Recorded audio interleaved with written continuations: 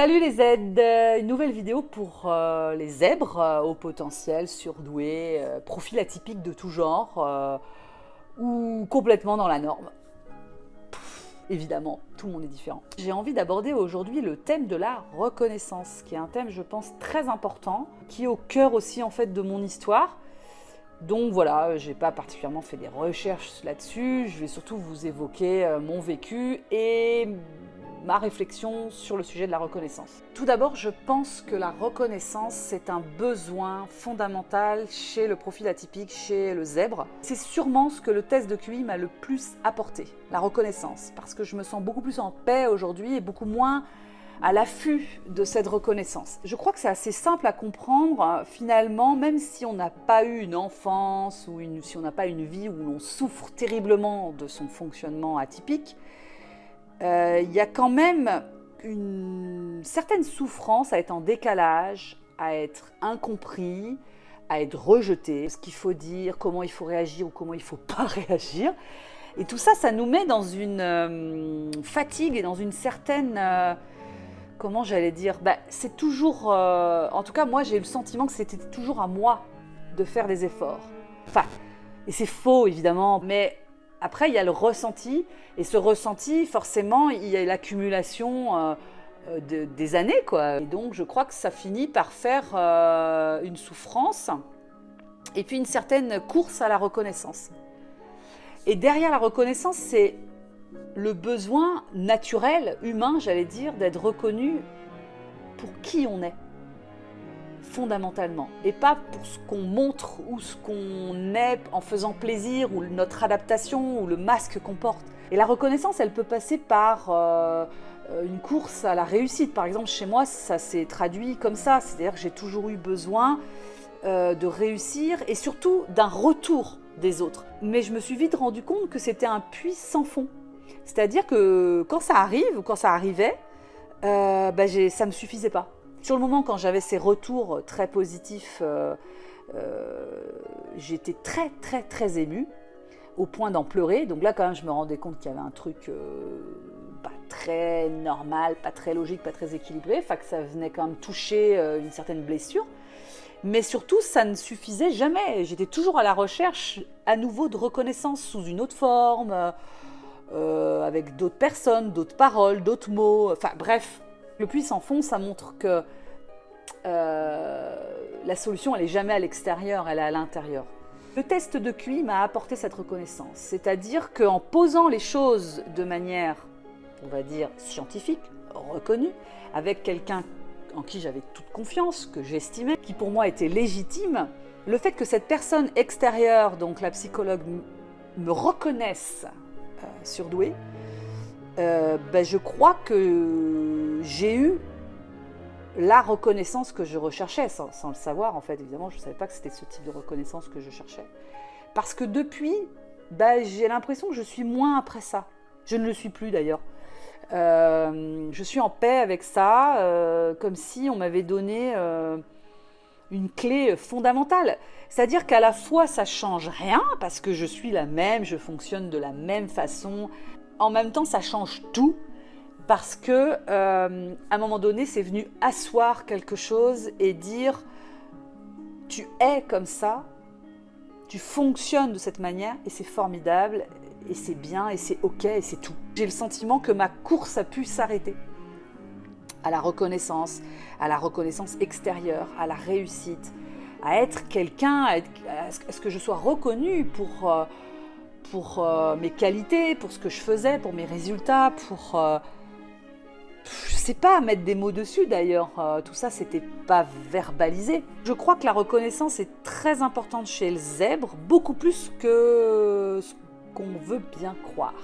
Et donc très souvent, à des personnes qui m'écrivent, ou dans les commentaires, ou quand j'ai des parents qui m'écrivent, c'est un peu le message que je leur donne, et donc c'est le message que j'ai envie de te donner si tu es dans cette situation-là.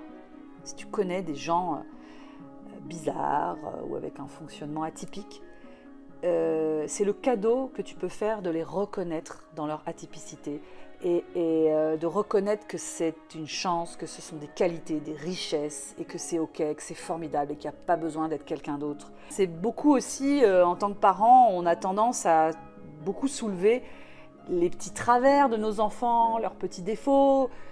Bon, c'est humain, je crois que de toute façon, l'humain a tendance à voir le verre à moitié vide plutôt qu'à moitié plein et à pointer du doigt ce qui ne va pas ou la zone de progression. C'est encore plus vrai chez les zèbres, donc je ne vous explique pas la parente que je suis.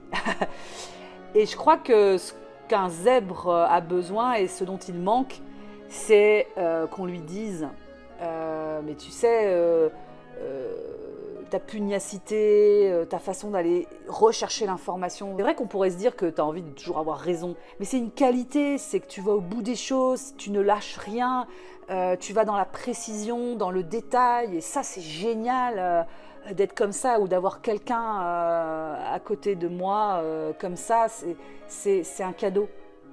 Et c'est ça la reconnaissance. Ça passe à travers, c'est plus que de l'amour en fait, c'est de dire ok, je te sens différent de moi, par moments ces différences me gênent, me chatouillent, me gratouillent, mais c'est pas toi qui me gratouille, qui me chatouille. Il y a souvent une confusion entre le fonctionnement et l'être.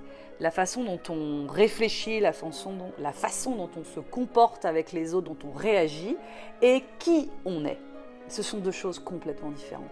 Sauf qu'à force d'entendre le « oh, tu es comme ci, mais qu'est-ce que t'es pénible, mais t'es perfectionniste, t'es toujours à chercher la petite bête ». À force de dire des choses comme ça, on finit par se marteler que c'est pas bien et qu'il faut le changer, que c'est négatif. Et c'est vrai que souvent, c'est pas dit sur un ton très positif. Et donc, on veut être autre chose. On voudrait être différent, on voudrait être comme les autres pour recevoir de l'acceptation, de l'inclusion, pour être aimé.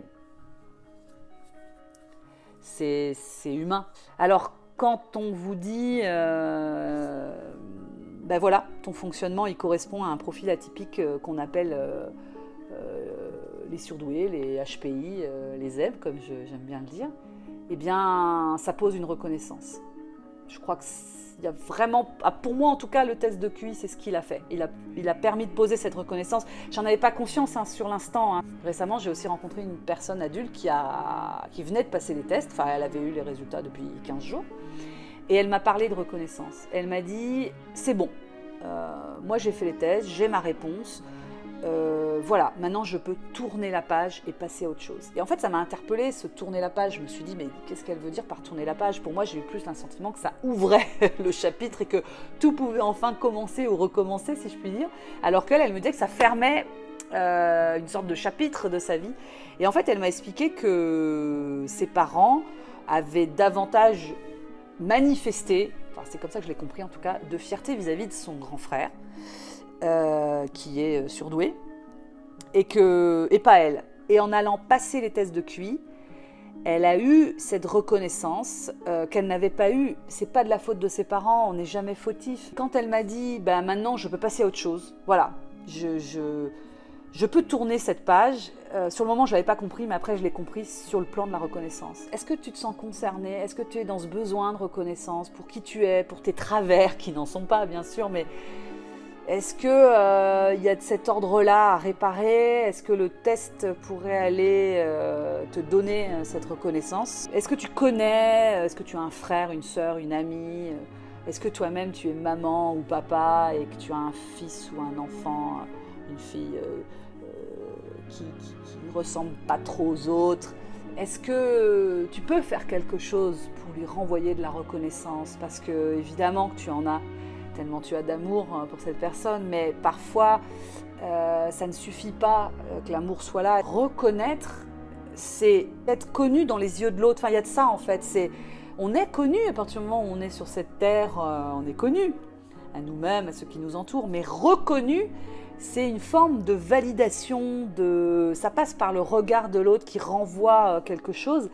Et je crois que quand on a un profil atypique depuis toujours, on est en manque de ce pilier-là, en fait, très souvent, hein, je ne dis pas que c'est le cas, peut-être que tu es zèbre et que tu n'as pas besoin de reconnaissance ou que tu l'as eu. Comment tu pourrais manifester cette reconnaissance? Comment tu pourrais, toi, avoir cette reconnaissance vis-à-vis de toi-même pour passer à la phase acceptation et vivre sereinement avec toutes tes différences? Je t'offre cette réflexion, je la laisse cheminer vers toi, rebondir, et puis on en reparlera peut-être dans une prochaine vidéo. À bientôt!